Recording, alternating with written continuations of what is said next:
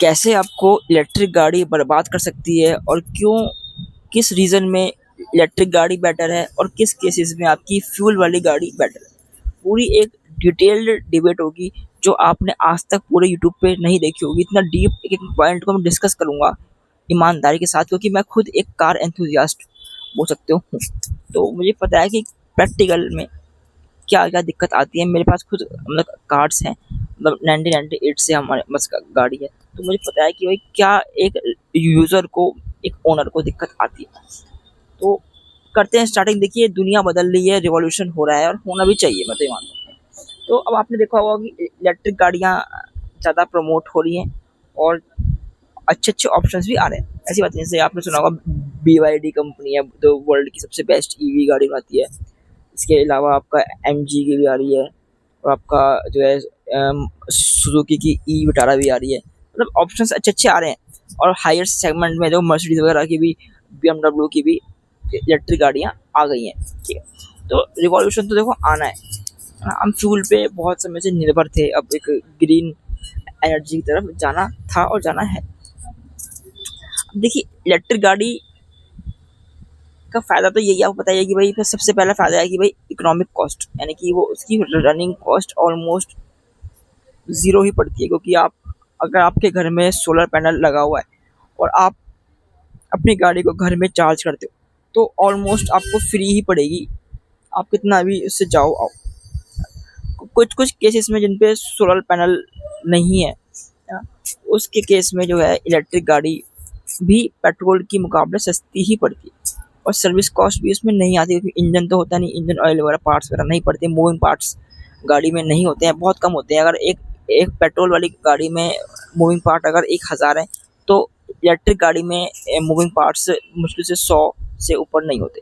तो इससे क्या होता है कि गाड़ी आपकी लॉन्ग टर्म तक चल सकती है अगर वो अच्छे ब्रांड की है। तो ये एक बहुत बड़ा कैच है कि लोग सोचते हैं कि कोई भी इलेक्ट्रिक गाड़ी ले लो तो चल जाएगी, ऐसा नहीं होता। सब टॉप ब्रांड्स जैसे मर्सिडीज, BMW, हायर सेगमेंट वाले जाओगे वो आपको बढ़िया क्वालिटी मिलेगी। उसके अलावा भी आप जो MG वगैरह हो गई, या हुंडई वगैरह की हो गई, BYD करके कंपनी है, और एक अभी आपकी सुजुकी की ई विटारा भी आई है। तो आप बता, हाई क्वालिटीज़ की ईवीज हैं वो मैं एक बार को मानता हूँ कि हाँ भाई लॉन्ग टर्म तक सस्टेन करती है। उनकी बैटरी क्वालिटी भी अच्छी होती है, LFP बैटरी वगैरह होती है, क्योंकि 8-8 साल तक डिग्रेड नहीं होती, या होती है तो बहुत कम उसमें होती है।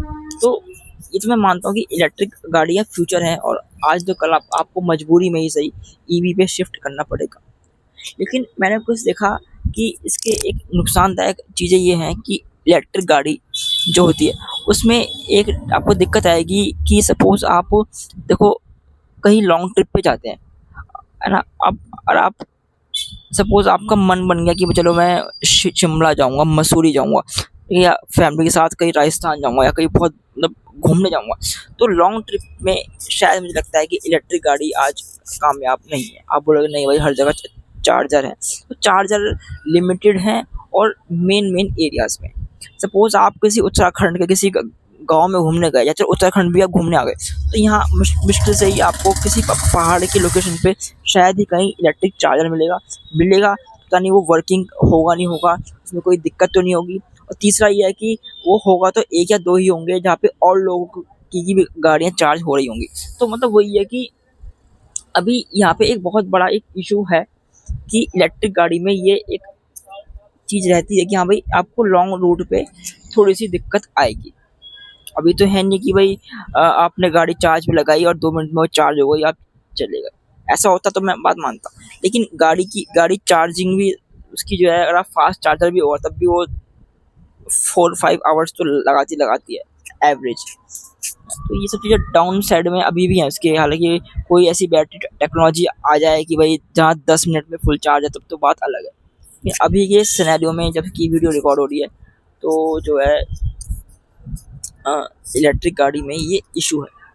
मुझे एक चीज़ और लगी कि इलेक्ट्रिक गाड़ी में दिक्कत ये लगी कि इसमें रीसेल वैल्यू शायद मुझे लगता है कि नहीं मिलेगी।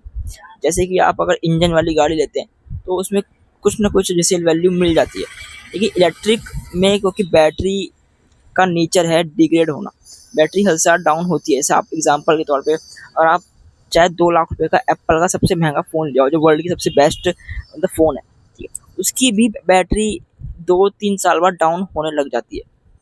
जबकि फ़ोन में कोई मूविंग पार्ट नहीं दिखा, फ़ोन में कोई ऐसा हैवी काम नहीं हुआ। जबकि आपकी कार जो होगी, इलेक्ट्रिक गाड़ी जो होगी, उसमें मूविंग पार्ट भी हैं, गाड़ी चलेगी भी, बरसात, गर्मी, सर्दी, तो वो ज़्यादा मुझे लगता है कि डिग्रेड हो सकती है, और होगी। बैटरी है 100% डिग्रेड होती है, ऐसी कोई बैटरी बनी नहीं जो लॉन्ग टर्म तक सस्टेन करे। तो रिसेल वैल्यू में दिक्कत आ सकती है। तो ये कुछ पॉइंट्स मेरे को लगे कि इलेक्ट्रिक गाड़ी में ये अगर प्रॉब्लम सॉल्व हो जाए तो वो भाई बेस्ट है।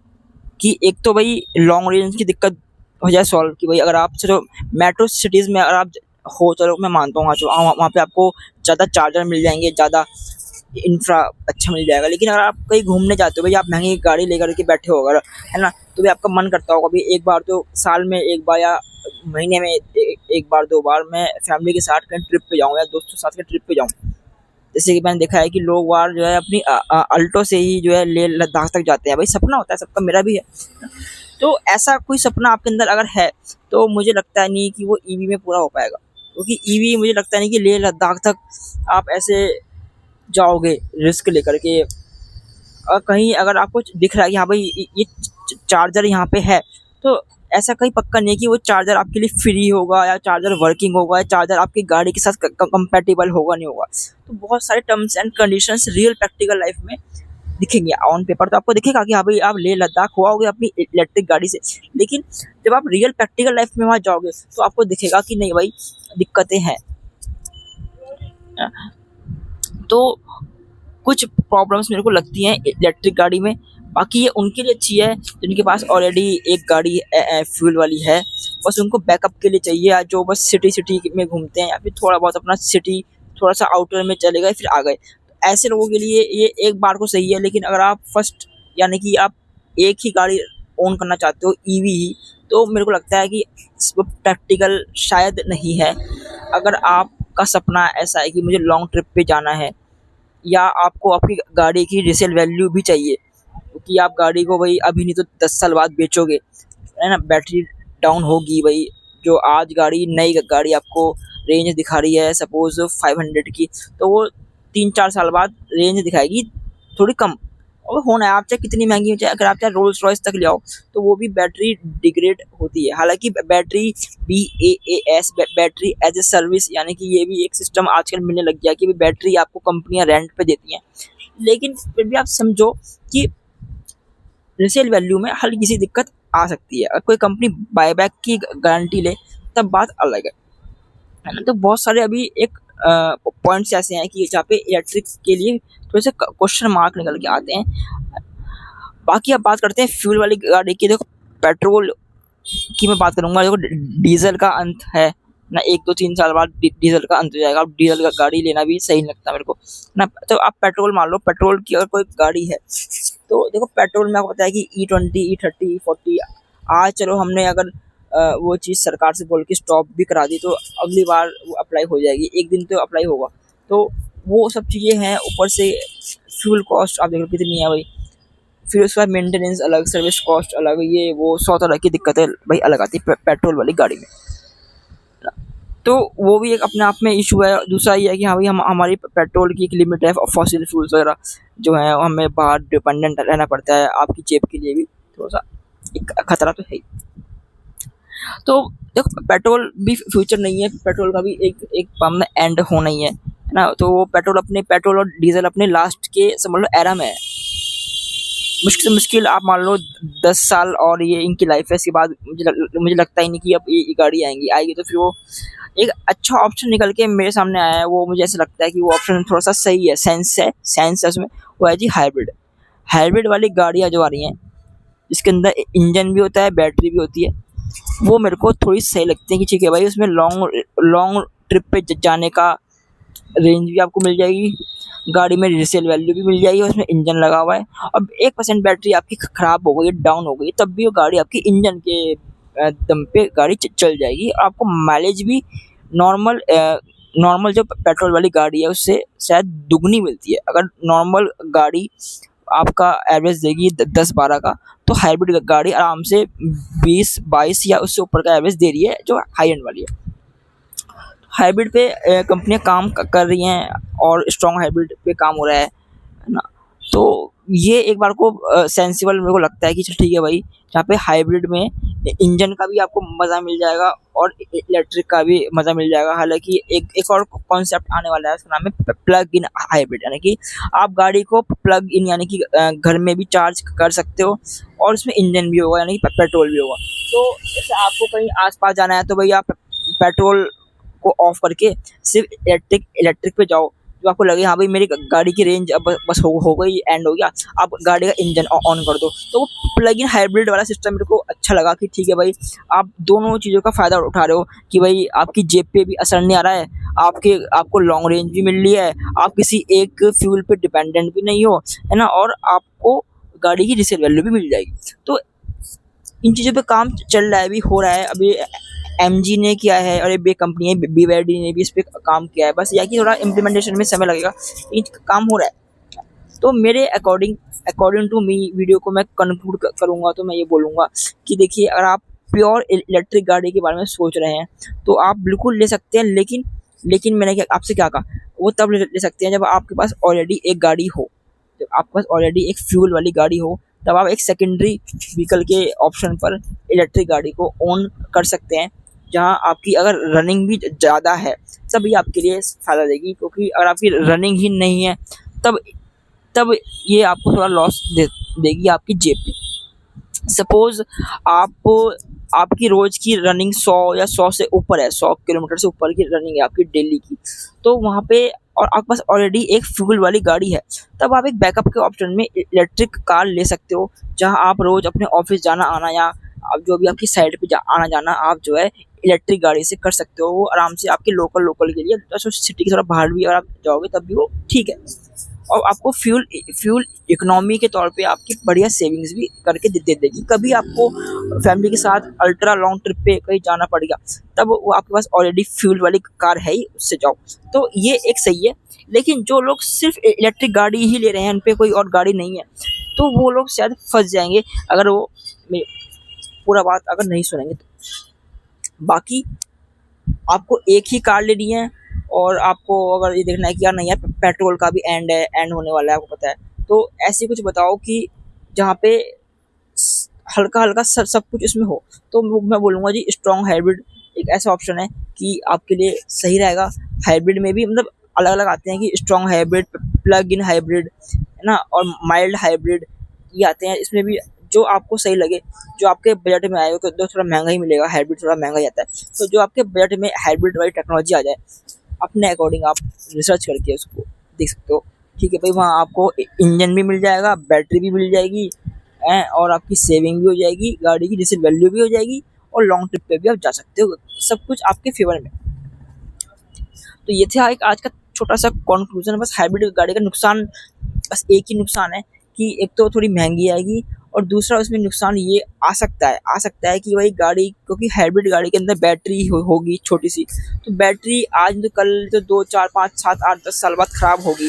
और जब नई बैटरी लगाओगे तो वो लगभग लाख रुपए के आसपास आ सकती है, क्योंकि भाई बड़ी बैटरी, मतलब इतनी बड़ी तो बैटरी होती है। तो वो एक अलग बात है। हाँ, कोई कंपनी आपको बायबैक की गारंटी दे, या कोई कंपनी ऐसे कुछ BAS, battery as a service के तौर पे हाइब्रिड में आपको ऑप्शन दे, तो वो फिर प्रॉब्लम उनकी सॉल्व हो जाएगी और कोई दिक्कत नहीं है। मतलब मैं, मेरे अकॉर्डिंग, अगर मेरे को आज एक गाड़ी लेनी हो अपने लिए तो मैं हाइब्रिड की तरफ जाऊँगा। अगर हाइब्रिड में भी 2-3 चीज़ें हैं, तो अगर मैं पहले ट्राई करूँगा, मेरे हाइब्रिड में अगर प्लग इन हाइब्रिड वाली गाड़ी आती है तो वो मैं नंबर 1 पे रखूँगा। लेकिन अभी फ़िलहाल इंडिया में प्लग इन हाइब्रिड वाली गाड़ी सस्ते में ऑप्शन नहीं है, वो 1-1 करोड़ से ऊपर की कार्स होंगी, है ना। और फ़िलहाल जो इंडिया में अभी ऑप्शन है तो उसमें स्ट्रॉन्ग हाइब्रिड है। तो स्ट्रॉन्ग हाइब्रिड वाली गाड़ी आपको लगभग 20 लाख तक मिल जाएगी, है ना। वो एक सही ऑप्शन है। ठीक है भाई, वहाँ आपको सब चीज़ मिल जाएगी थोड़ी-थोड़ी, और गाड़ी आपकी मस्त जाएगी। बाकी CNG को मैं प्रमोट नहीं करता। CNG में दिक्कत ये है कि CNG की लंबी-लंबी लाइनें लगती हैं, आपका समय वेस्ट होगा। ये थी एक आज की छोटी-सी वीडियो, जहाँ मैंने आपको इलेक्ट्रिक वर्सेस पेट्रोल वाली गाड़ी का बताया कि क्या-क्या नुकसान और फ़ायदे हैं। साथ ही मैंने अपना एक ओपिनियन भी शेयर किया कि मुझे स्ट्रॉन्ग हाइब्रिड वाली गाड़ी पसंद है।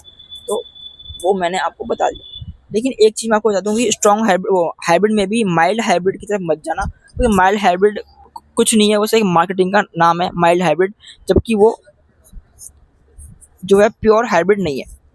वो स्पेशली इंजन वाली गाड़ी ही है ज़्यादातर। मतलब उसमें मतलब बैटरी का रोल इतना नहीं है, सिर्फ बैटरी का रोल है स्टार्ट करने का होता है बस। तो वो आप एक बार को सोच लेना कि हाइब्रिड लो तो अच्छी वाली हाइब्रिड लो, जो प्योर हाइब्रिड आती है, बड़ी-बड़ी बैटरी वाली आती है। लेकिन बैटरी की कॉस्ट आपको बाद में पे करनी पड़ सकती है, अभी नहीं तो 7-8 साल बाद। तो सब चीज़ों के कोई चीज़ अपने आप में परफेक्ट नहीं होती, है ना? बस आपको हर हर एक जो फ्यूल ऑप्शन के नुकसान और हानि और अच्छी बातें सब में होती हैं। तो अपने विवेक से काम कर लो। और मैं यही बोलूँगा, एक काम करो, आप मेरी बात भी मत सुनो, अपनी बात भी मत सुनो।